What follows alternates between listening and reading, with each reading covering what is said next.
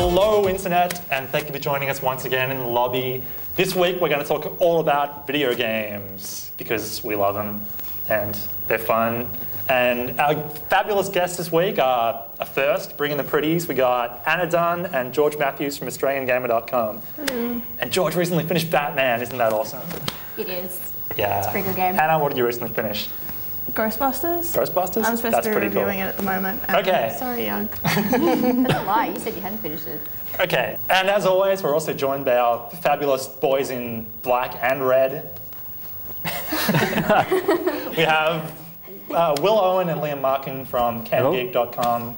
No, CanGeek Podcast and SpaceMate.com. There's a CanGeek.com. There is a CanGeek.com. CanGeek.com. Can't even run your own website. There is both of those. So yes. Okay. It's good to be here as always. In the lobby. It's good to be here.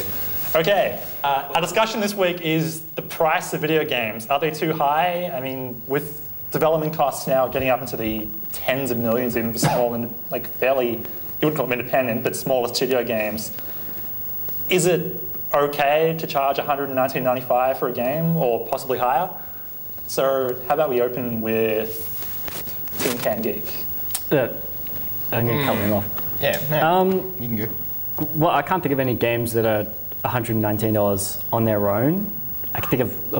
Is there any? Arkham Asylum Was it? At Yeah, retail Arkham price Asylum for was. Arkham Asylum was Most over PS3 $90 games start out that way. Yeah, but like JB Hi-Fi had it for $79 Yeah. everywhere else. Yeah, but recommended retail price. Recommended retail was 119. So wait, are we talking about where you can buy it from, or the price that they think it should be? The retail price, the recommended retail price. Oh yeah, well then that's too high.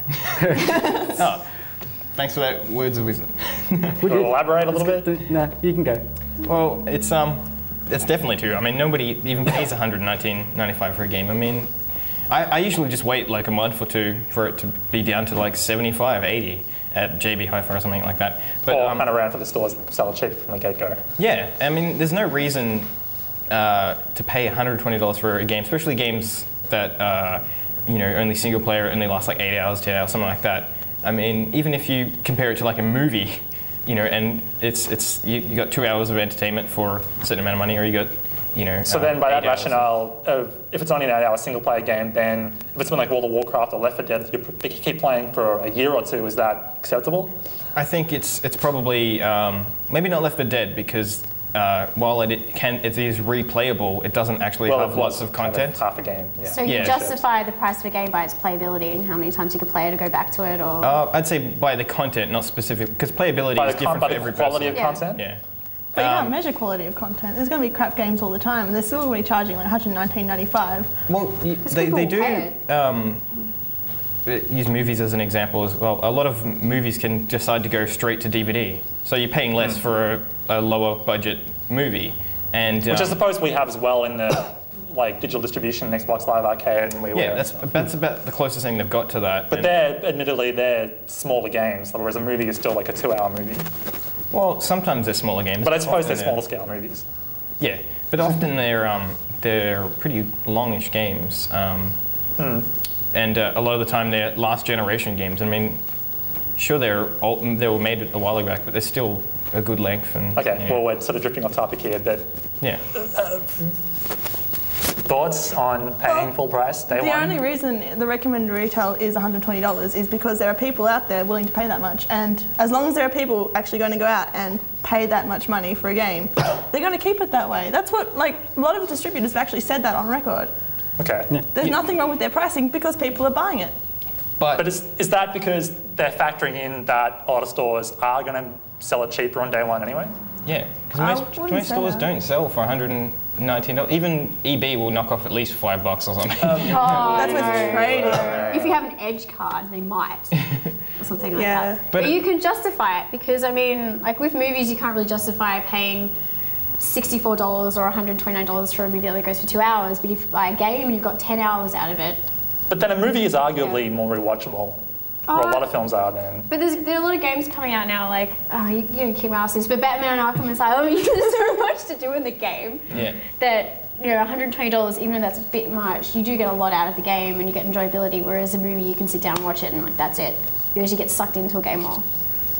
Plus, it costs a lot of money to make it. That's where they make the profit for the game. Games versus movies, not anything to do with price. But that's part of the point too, is that I mean, game development costs back, got even the PlayStation 1 generation when games were still about, what, $70, $80 brand new? Yeah. Probably more than that, I can't really remember. That was still pretty expensive for back then. And 64 games were still about $99, $95 when they first came out. But anyway, the point is game development costs were much lower then than they are now. Now, I mean, God, I think Gears of War 2 was made for like $40 million. That's not like huge for a big budget movie.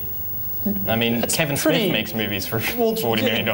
Kevin Smith. Yeah. Well, I mean, Transformers was made, the first one was made for $50 million? Or? Wasn't District 9 made for $30 million? It was. Yeah.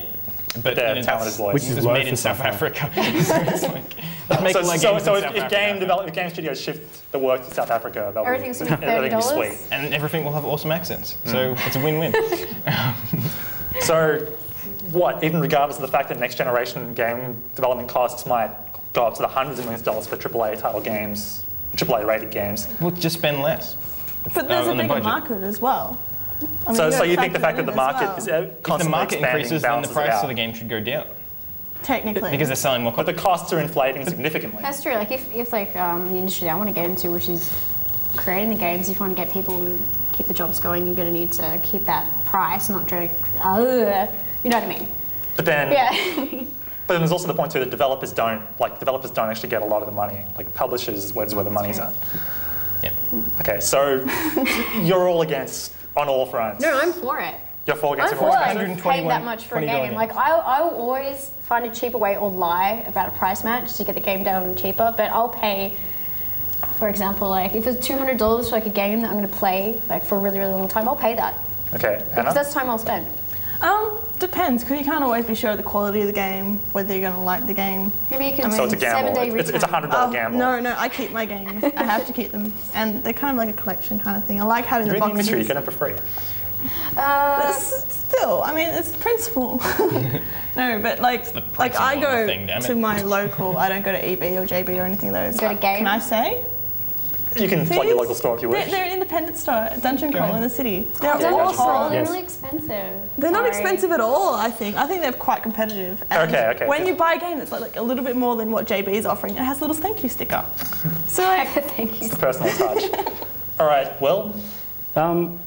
Yeah, I'm all for paying less money. I like having my money. Nice. I like having games. Concise. But yeah, I think it's just going to be a trick of finding the balance between what people want to pay and what people will pay. Because there was a thing with Valve, I think it was a few months ago, and they were talking about when they lowered the price of Left 4 Dead about 30% or something, they saw a massive spike in sales. Okay. So yeah. Yeah, I mean, like, just because someone will pay that much doesn't mean they're enjoying paying that much. It doesn't mean there's not 50 other people not paying that. You know, it's all that necessarily publishers should charge that much. Yeah, if publishers are happy with the amount of copies they're selling, or if they want to sell, they should always want to sell more. So they should always think about, is that too much? And it probably is. I mean, $120 I think is too much. And if someone has a pretty limited budget for buying games or whatever entertainment they like, if they're spending it all on like one game or whatever, they could be spending it on 2 games. Well, spread out the wealth a bit. If $99 is pretty much the medium for an Xbox game, what would you want to be turned down to? Like $10 off? I don't pay more than $70 for a game ever. So $79 would be fine? Yeah, about $70 would be fine. Yeah. Okay, that's $70. That's a sweet price point we're all in agreement on. Yeah. Okay, problem solved.